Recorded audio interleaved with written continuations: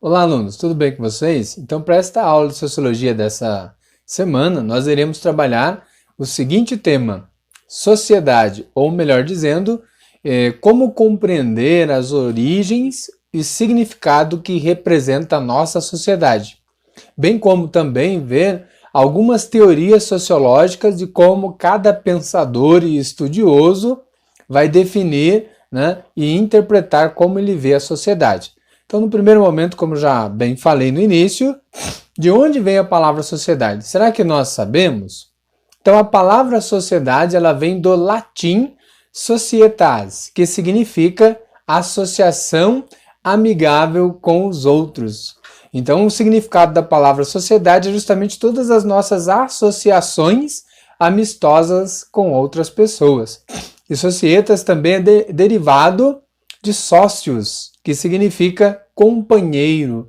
Por isso que dentro da sociedade a gente está sempre tendo uma interação, uma socialização com outras pessoas. É sempre na dimensão coletiva quando nós falamos de sociedade. E aí nos vem aquela ideia, né, de que o homem, o ser humano, não nasceu para viver como ilha, mas sim em sociedade, com o outro e no coletivo.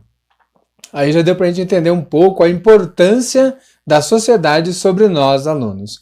Então, com base nesse conceito que estamos trabalhando hoje, o significado de sociedade está relacionado intimamente àquilo que nós chamamos de social. A sociedade, então, não se resume a um conjunto de indivíduos que apenas vivem juntos em determinada região, né? Embora seja muito comum nós usarmos o termo sociedade para expressar o quê? Coletivo de cidadãos. Então, em sociologia, a gente vai ver que a sociedade é um conjunto de pessoas, né, sujeitas a uma organização social por meio de leis, de instituições que regulam a vida de cada um de nós ou dos indivíduos ali, que vão favorecer aí as relações mútuas e a interação, construindo assim o que nós chamamos de comunidade, ou seja, viver em comum e unidade com as outras pessoas. Agora a gente vai para a parte da ideia de como cada autor define ou compreende a ideia de sociedade. Primeiro eu quero começar com o sociólogo Émile Durkheim, né? Ele vai dizer que o ser humano é coagido a viver e a seguir regras definidas por cada sociedade. E essas regras ele chamou de fatos sociais, que se resume na coerção do indivíduo. Isso mesmo, aluno, coerção. Mas aí a gente sabe o que é coerção? Coerção é tudo aquilo que eu sou obrigado a fazer em sociedade. E não é por minha livre e espontânea vontade que eu faço. Aqui o texto até diz, né? O indivíduo é constrangido, ou seja, obrigado a seguir normas sociais que lhe são impostas. Isso acontece desde o nosso nascimento e o persegue, né? E nos persegue por toda a nossa vida. Em outras palavras, alunos, aqui está falando que a sociedade é a controladora das ações do indivíduo, segundo Durkheim.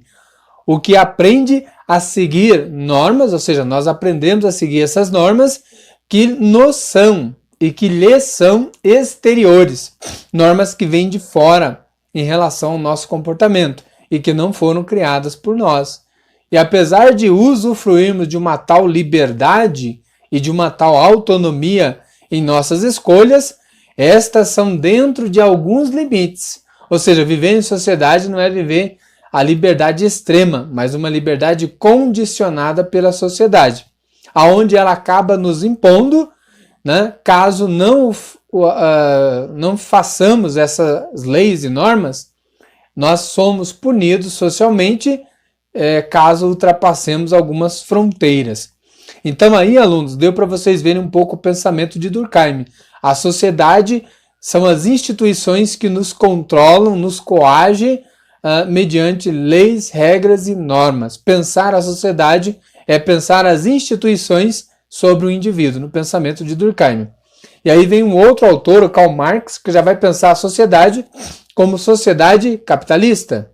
Ou seja, a sociedade gira em torno dos bens materiais, da produção e do capital, né? O que eu entendo quando falo de capital? Capital, dinheiro, gente, né? Se a gente pensar aqui, a sociedade vai ser dividida em classes sociais. Aquele que detém dinheiro, que é chamado de burguês ou elite, e aquele que, por não ter muitas condições, acaba tornando-se trabalhador. Aquele que vende a sua força de trabalho, o seu tempo, a sua inteligência para ser assalariado, ou seja, ganhar um salário por seu trabalho. Então, para Karl Marx, a sociedade gira em torno desses dois personagens, de um lado o patrão, do outro o funcionário. Ambos, um depende do outro. O trabalhador depende do patrão para pagar o seu salário e o patrão depende do funcionário para produzir e lucrar a sua empresa e ele obter e ganhar dinheiro, renda, ou seja, capital. Então a gente vai ver que para Karl Marx a sociedade gira em torno do dinheiro, onde há um controle do patrão sobre o funcionário e há até a ideia da injustiça, onde o trabalhador é sempre explorado, trabalhando muito, produzindo muito, lucrando para o seu patrão, porém ganhando pouco dinheiro. Então, alunos, dentro dessa semana a gente vai estar estudando um pouco esses teóricos, sociólogos sobre a ideia de sociedade e espero que tenha ficado bem claro e compreensível o que eu estou explicando. E desejo para vocês aí uma boa aula, um bom estudo e uma boa semana. Até a próxima aula.